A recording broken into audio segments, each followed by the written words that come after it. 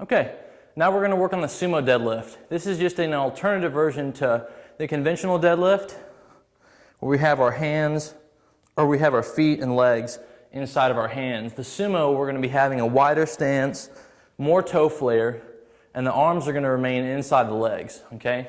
Both of these are great deadlift variations. The sumo perhaps might fit certain body styles better than others. I know a lot of women that I train like the sumo deadlift over the conventional. It just depends on how it feels to you and how you feel strongest. I've also got a lot of clients who've had a history of back problems. When they're at the level where we start deadlifting with a bar, usually I'll steer them toward the sumo because you can keep your back angle a little bit steeper, a little bit more upright, so there's a little bit less use of the back in the movement, okay? So, a few differences. When we're doing the sumo deadlift, obviously, we have a wider stance. So what I'm going to be using right here to mark mine is the power rings on the bar.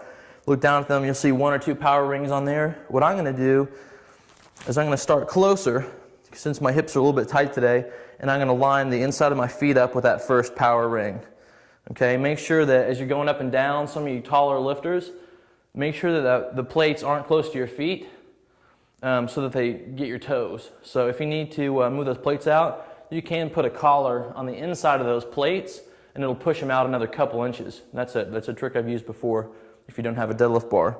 So we're going to be right up on the bar with a sumo deadlift, right up against your shins. Okay, you're going to be turning your toes out at least 30 degrees, maybe more, because if you have your toes straight, your ankles are going to start to roll a little bit, and you definitely don't want that when we're trying to deadlift a heavy weight. So toe flare, shins close to the bar. Now to get down, your goal is to keep your shins as vertical as possible by driving your knees out hard, trying to pull your hips apart with your glutes, okay? All the while staying tall. So that's how I kind of like to go down, so we have that nice steep back angle. So we're driving the knees out. Another cue that you can use for yourself is spread the ground with your feet by pushing outward. I like that cue better than knees out for me personally, so use whatever one works for you.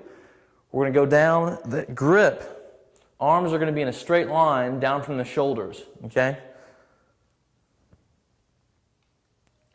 We're going to get nice and tall, driving those knees out hard.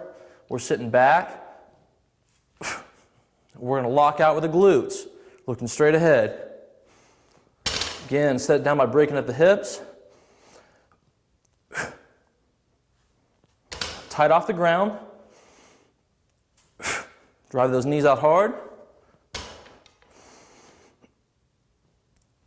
Notice how I'm resetting every rep.